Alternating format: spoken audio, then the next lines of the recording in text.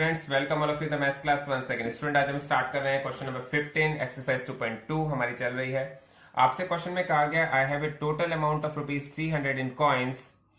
If the denomination of ₹1, ₹2 and ₹5, the number of ₹2 coins is 3 times the number of ₹5 coins. The total number of coins is ₹160.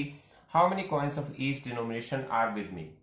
आपसे question में अगर कहा गया है आप उसको रीड करें तो आपको बहुत ही क्लियर हो जाएगा। आपसे कहा गया मेरे पास 300 रुपीज है कॉइन्स में, और कॉइन्स जो है वो ₹1 के भी हैं, ₹2 के भी हैं और ₹5 के भी हैं। The number of ₹2 coins is 3 times the number of ₹5 coins. जो ₹2 के कॉइन्स हैं वो ₹5 के कॉइन्स से 3 टाइम्स हैं, and the total number of coins is 160। और अगर हम टोटल नंबर ऑफ कॉइन्स को देखते हैं तो 160 है।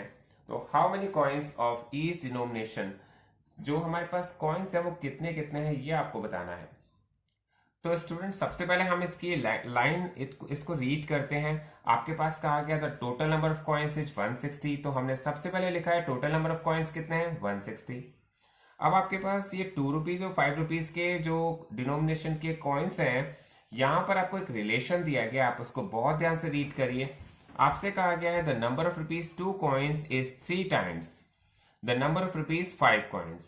तो हम ₹2 और ₹5 के कॉइन्स को कंपेयर करते हैं, तो इसमें जो कम कॉइन्स है वो किसके हैं? ₹5 के, क्योंकि ₹2 के तो ज्यादा हैं। देखिए आपको बहुत ही क्लियर लिखा हुआ है the number of ₹2 coins is 3 times.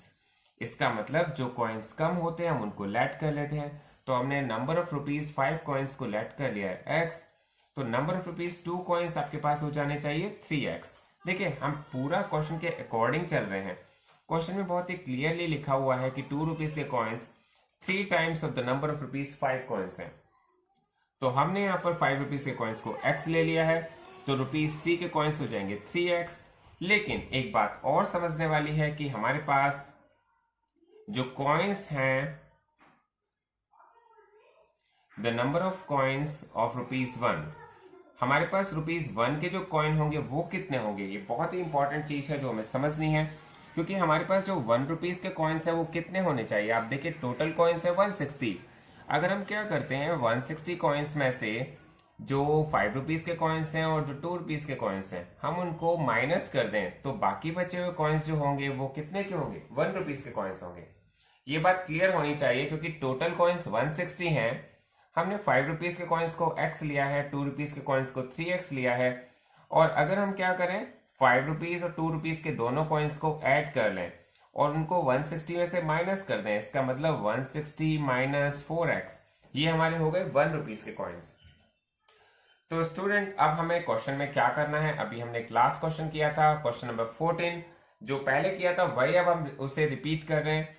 वही मेथड है हमारे रुपीस को काउंट करने का। आपके पास यहाँ पर दिया गया है जो ₹1 के कॉइन हैं वो 160 माइनस 4x है, तो हमने ₹1 के कॉइन्स का मल्टीप्लाई 160 माइनस 4x से कर दिया है।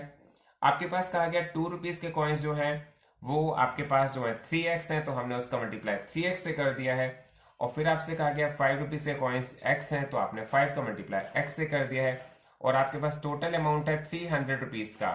तो ये क्वेश्चन बिल्कुल क्लियर हो जाना चाहिए। ₹1 के कॉइन्स 160 माइनस 4x से मल्टीप्लाई कर दिया है, ₹2 के कॉइन्स का मल्टीप्लाई 3x से कर दिया और ₹5 का मल्टीप्लाई आपने x से कर दिया है। हम जब कभी अमाउंट काउंट करते हैं तो यही मेथड होता है हमारा काउंट करने का।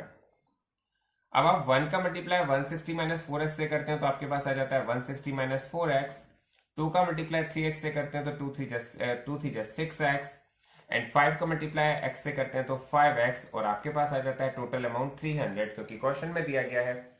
और आपको देखना है 160 माइनस 4x, आप 6x और 5x को ऐड करते हैं तो आपके पास आ जाता है 11x।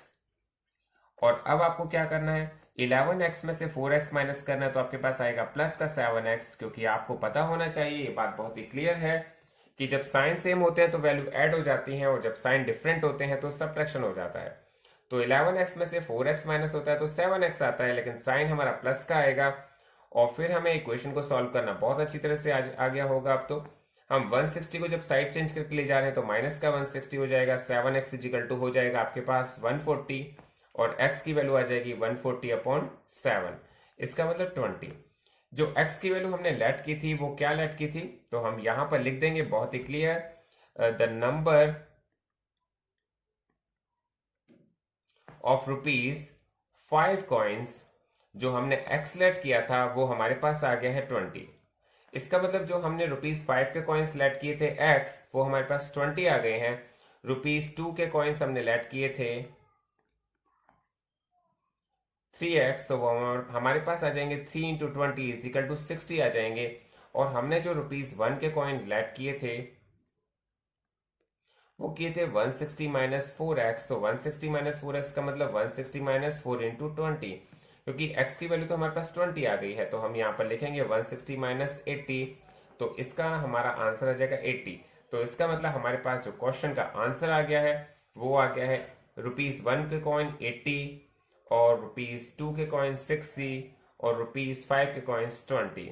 तो ये तीनों ही हमारे इस क्वेश्चन के आंसर हैं। ये क्वेश्चन हमारे यहाँ पे कंप्लीट हो गया। आई थिंक आपको ये क्वेश्चन बहुत अच्छी तरह से क्लियर हो गया होगा।